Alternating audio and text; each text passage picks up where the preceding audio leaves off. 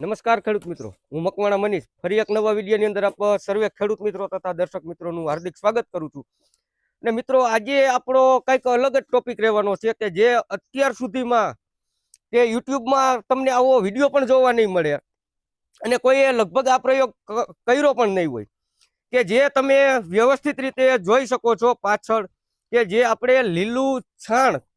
કે તે આપણે મગફળીમાં પાવાનું કામકાજ ચાલુ છે. અને કેવી રીતે પાવું, કેટલા પ્રમાણમાં પાવું અને અંદર ક્યારામાં જઈને પણ તમને પૂરેપૂરા રિવ્યુ આપું કે કેવી રીતે થાય છે. કે ત્યાંથી તમે જોઈ શકો છો કે ત્યાંથી છાણનું તગારું ભરીને કે જે આપણે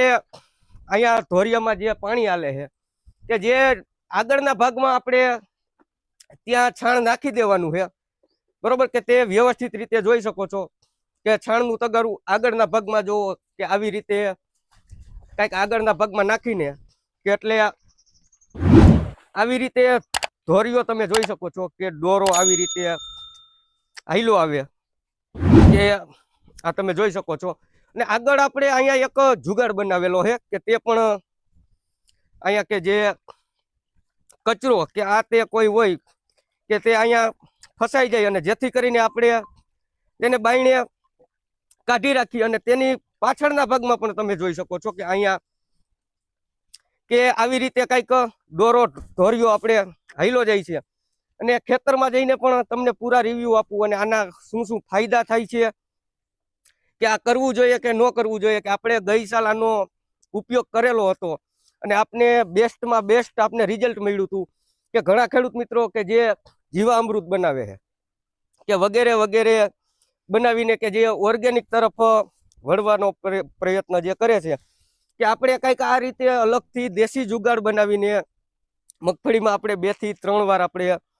એમાં આપણે પિયત સાથે આપવાનું છે અને કેવું રિઝલ્ટ મળે છે અને મગફળી કેવી રીતે વાવેલી છે શું છે કે તે ચાલો મગફળીમાં જઈને જ આપણે વાતચીત કરીએ અને આ છાણના પણ તમને કેવી રીતે છાણમાં એ પીએ છે તમને પૂરા રિવ્યુ આપીએ. જેમ કે દર્શક મિત્રો આપણે આગળ વાત કરી કે ત્યાંથી છાણ આપણે ડોઈને અહીંયા ધોરિયા સુધી આવે છે અને તમે ધોરિયામાં પણ જોઈ શકો છો વ્યવસ્થિત રીતે કે કેવો દોરો ધોરિયો આપણે હાઈલો આવે છે.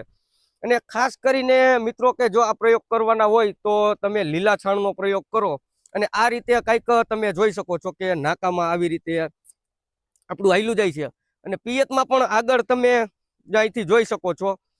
કે આવી રીતે કંઈક દોરું પાણી હાઈલું જાય છે. અને આપણે જે તમને આગળ પણ મેં જણાવ્યું કે ગઈ સાલ આપણે આનો પ્રયોગ કરેલો હતો અને આપણે બેસ્ટમાં બેસ્ટ આપણે રિઝલ્ટ મળ્યું અને આપણે અત્યારે મગફળીમાં આપણે આનો પ્રયોગ કરીએ છીએ કે જેથી કરીને કે જે ખેડૂત મિત્રોને જણાવવાનું કે જે તમે ખાતરની થેલીઓ નાખીને જે તમે થાકી જાવ છો કે તમે 2000 રૂપિયાની કોઈ પણ થેલી લ્યો છો કે તેની જગ્યાએ 2000 થી 2500 રૂપિયામાં આપણે આખું ટેલર ભરીને આપણે છાણ મળે છે કે જેથી કરીને આપણે થોડીક મહેનત તો થાય અવશ્ય પણ ખેતીમાં ખાતરનો ખર્ચ, દવાનો ખર્ચ 100% ઘટે અને આપણે બેસ્ટમાં બેસ્ટ સારું આપણે રિઝલ્ટ લઈ શકીએ. કે તે તમને હમણાં પાછળ જઈને પણ તમને રિવ્યુ આપું કે આપણે આ મગફળી કેવી રીતે વાવેલી હતી, કેટલા દિવસની મગફળી થઈ છે, કે આમાં કઈ દવાનો આપણે પ્રયોગ કરેલો છે. કે મગફળી પણ તમે વ્યવસ્થિત રીતે આપણે ઉપરના ભાગમાં છીએ કે તમે આ વ્યવસ્થિત રીતે બધું જોઈ શકો છો કે લગભગ આપણે 30 દિવસની આપણે આ ઉનાળુ મગફળી થઈ છે. કે ચાલો હવે પાછળના ભાગમાં જઈને તમને પૂરા રિવ્યુ આપું. કે ખેડૂત મિત્રો આપણે આગળ પણ જોયું કે જે રીતે આપણે દોરો ધોર્યો કે હાવ ઓરિજિનલ ખાતર જ કે જે આપણે આ ઓર્ગેનિક રીતે કહી શકીએ. અને આમાં પણ તમે જોઈ શકો છો કે જે ઉપરના ભાગમાંથી લઈને કે જે નીચેના ભાગ સુધી તમે છેડે સુધી તમે જોઈ શકો છો કે આપણે અત્યારે વચગાળામાં નહીં પણ પછાતથી આપણે લગભગ થોડાક આઘા છીએ કે સાવ એટલે સાવ તમે જોઈ શકો છો કે આવી રીતનું હાવ દોરું પાણી આપણે હાઈલું જાય છે. અને ખાસ કરીને ખેડૂત મિત્રો કે આ મગફળીને આપણે વાવ્યા પછી આપણે 20 થી 22 દિવસથી આપણે એને પિયત નથી આપેલું કે તે તમે નીચે આ જમીનમાં જોઈ શકો છો કે આ તિરાડો જોવો તમે કે આ પડી ગયું, બરોબર. અને વાવવાની રીત મિત્રો કંઈક આપણી અલગ જ હતી કે જે તમને અત્યારે સમજાવી દઉં કે આપણે આગળ વિડીયો નથી બનાવી શક્યા કે આપણે પહેલા ક્યારા કરી લીધા હતા ક્યારા કરીને આપણે પેલા એક પિયત આપણે એમણમ આપણે પીવરાવી દીધું હતું, અને તે પછી આપણે પિયત પીવરાવીને જે નાનું ટ્રેક્ટર કે આપણે જે ચોમાસે આપણે જે મિની ટ્રેક્ટરથી જે વાવણી કરી કે તે રીતે આપણે આ વાવણી કરેલી હતી કે ઓલરેડી આપણું 10 વીઘાની આ માંડવી છે, અને લગભગ આપણે 37 થી 38 કિલો વીઘે આપણે બિયારણ નાખેલું હતું કે તે ઉગાવો પણ તમે જોઈ શકો છો કે કેવી રીતનો ઉગાવો છે કે વ્યવસ્થિત રીતે કે જે આપણે નવની જારીએ આપણે 7 દાંતે આપણે વાવેતર કરેલું છે. અને ખાસ કરીને મિત્રો આગળ પણ તમને જણાવી દઉં કે જે આપણે પેલું પિયત છે કે જે નાઇટ્રોજનની ઉણપ આવે કે જેથી કરીને આપણે વીઘે 5 થી 6 કિલોની માત્રામાં આપણે યુરિયાનો ઉપયોગ કરેલો છે કે આમાં ઓલરેડી યુરિયા આપણે આગળ કોરામાં નાખ્યા જતા હતા અને પાછળ પિયત ચાલુ હતું. અને રહી વાત ખાસ કરીને અગત્યની મિત્રો કે જે આપણે છાણ પાવાના ફાયદા શું, કે જે આપણે મુખ્યત્વે આપણે ખેતીમાં બધા તત્વો અત્યારે ઘટતા જાય છે,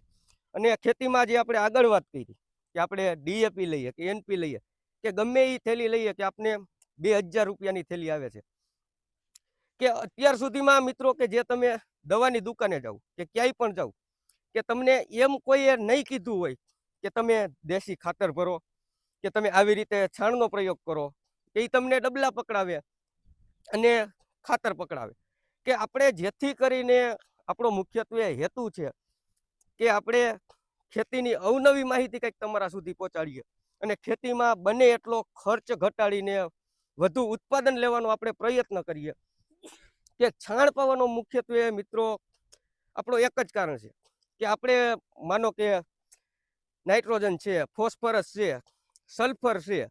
પોટાશ છે, કે એવા મુખ્યત્વે આપણે ખેતીમાં ઘણા તત્વોની આપણે ઉણપ હોય કે જે તમે છાણ પાવ કે લીલું છાણ પાવાથી તે તમને તત્વો પરબારા એટલે પરબારા લીલા મોલમાં આપણે 100% આપણે ફાયદાકારક છે, કે જેથી કરીને તમારો માનો કે આ મોલ તંદુરસ્ત હશે તો તમારે દવાનો ખર્ચ પણ ઘટશે અને ખાતરનો ખર્ચ પણ ઘટશે, કે તંદુરસ્ત હોય તો. બાકી તો નકર આપણે સમજી લ્યો ખાતરને ઓલરેડી આપણે બધું કરીએ જ છીએ, અને એમાંય નથી કહેતા કે 100% આપણે ઓર્ગેનિક કરી શકીએ, કે આ આધુનિક જમાના પ્રમાણે વૈજ્ઞાનિક ખેતી કરવી પણ જરૂરી છે, કે જેથી કરીને આપણે પેસ્ટિસાઇડ દવાનો ઓછામાં ઓછો ઉપયોગ કરીને ઓર્ગેનિક કરીને બધું 100% આપણે વધુ ઉત્પાદન લઈ શકીએ. અને આમાં મિત્રો આ રીતે તમને વાત કરી, અને આપણે આમાં એક દવાનો છંટકાવ પણ કરેલો છે કે જે આપણે સિજન્ટા કંપનીનું જે સિમોડિસ કરીને જે દવા આવે છે કે તે પંપે આપણે 12 ml નાખીને તેનો છંટકાવ કરેલો હતો, કે તે પણ નીચેથી તમે જોઈ શકો છો કે શરૂઆતમાં તો જે જૂના પાંદડા હશે કે તેમાં તો આપણે થીપ કે જે લીલી પોપટી આપણે કહીએ કે તે આવી ગઈ હતી, કે અત્યારે એવું બધું કાંઈ રોગ પણ નથી, એવો બધો કાંઈ એટેક પણ નથી, કે આવી રીતે કંઈક મિત્રો આપણે આ મગફળીનું વાવેતર કરેલું હતું. અને આગળ પણ મિત્રો આપણે કઈ કઈ પ્રોસેસ કરી છે કે તે બધી માહિતી વિડીયોના માધ્યમથી તમારા સુધી પહોંચાડવાનો પૂરો પ્રયાસ કરશે. અને ખાસ કરીને મિત્રો કે આ 39 નંબર મગફળીનું બિયારણ છે કે આની A to Z માહિતી કે આ અત્યારે માનો કે વાવણીથી લગાડીને કાપણી સુધી કે જે વીઘે કેટલું આપણે ઉત્પાદન લઈ છીએ કે શું થાય છે, કે ચોમાસે આપણે આ મગફળીનું વાવેતર કરેલું હતું કે આ અત્યારે 7 લીટી છે બરોબર, અને ચોમાસે આપણે 18ની જારીએ ક્યારામાં 4 લીટી જ હતી, કે આ વૈટલી એક એક કપાઈ જાય કે 4 લીટી હતી, કે આપણે અત્યારે કહી તો અમુક ખેડૂત મિત્રો માનશે પણ નહીં કે વીઘે આપણે 40 મણનું ઉત્પાદન આવેલું હતું, કે એટલે કે 2 ખાંડી વીઘે, કે ચોમાસે આપણે આ મગફળી કરેલી હતી અને પાછું આપણે ઉનાળે વાવી, અને કેટલી થાય છે શું છે કે A to Z માહિતી તમારા સુધી પહોંચાડવાનો પૂરો પ્રયાસ કરશી. કે બસ મિત્રો હવે આજના વિડીયોમાં આટલું જ, મળશે કંઈક અલગથી નવા જ વિડીયોમાં. જો ચેનલ ઉપરથી જોતા હોય તો ચેનલને સબસ્ક્રાઇબ કરી લેજો, અને ફેસબુક પેજ ઉપરથી જોતા હોય તો પેજને ફોલો કરી લેજો.